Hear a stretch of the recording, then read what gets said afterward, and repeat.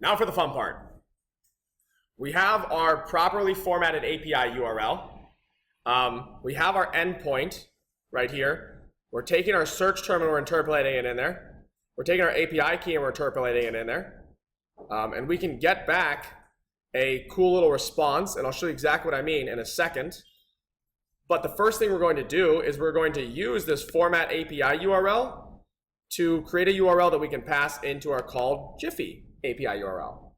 So the first thing I usually do is I just take this right here and I say var, or we're gonna grab the URL we're gonna pass this URL that's created from the format API URL method and pass it to the call GIPHY API URL method in our application controller.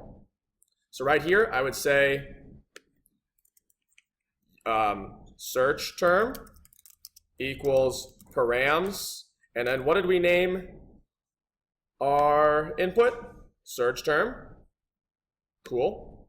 So I'm going to say search term, and then we're going to pass that search term into our format API URL method in the model.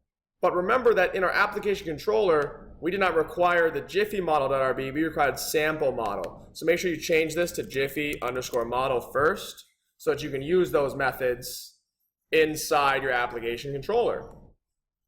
Now once you do that, you can just come right here and say URL equals format API URL, and we'll pass in a search term.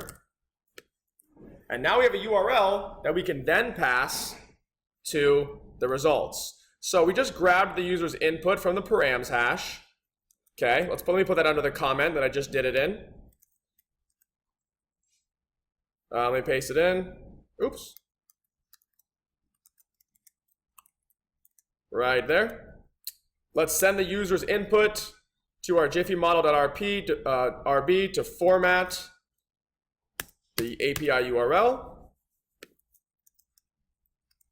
And then take the GIPHY response and send it to the results page and render the results page. First, we have to make sure we get the response, which we're going to want to get an image URL or a GIF URL. And we're going to pass that to our other method, which is called, once my file decides to load, call GIPHY API with URL. Call GIPHY API, and we pass in the URL. And I'm going to make sure that's an instance variable so that my results page can access it. So now all of the logic in my application controller is finished. And all I need to do is open up my erb.results page and make sure I have an image that's going to take in the GIF URL that I'm going to create from my call GIPHY API method.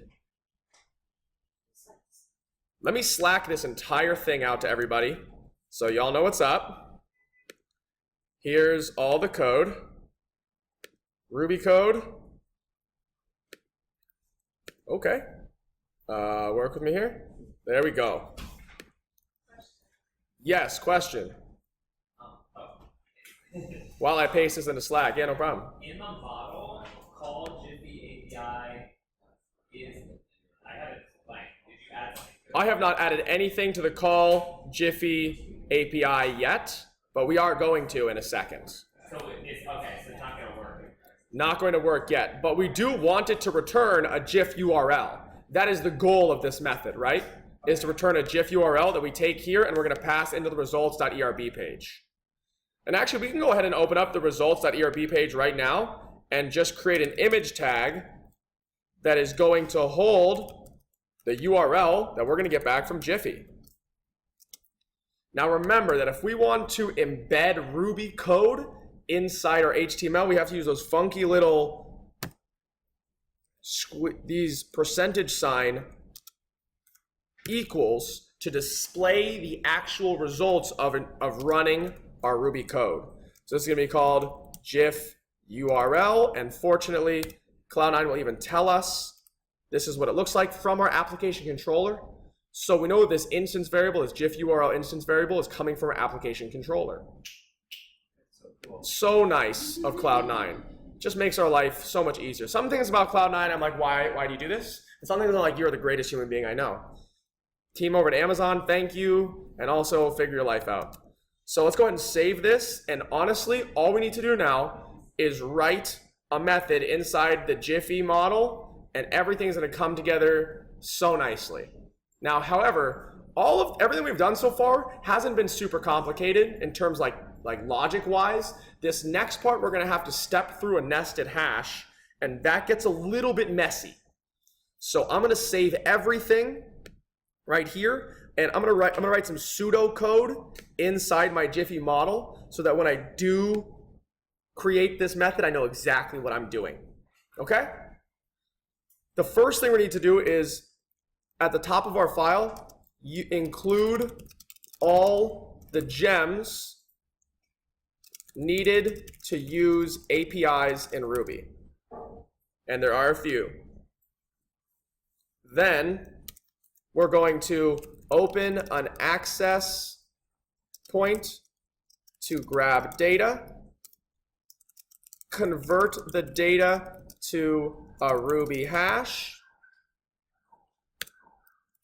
find the right URL, return the GIPHY URL. So all of these things is what we're going to do in our method.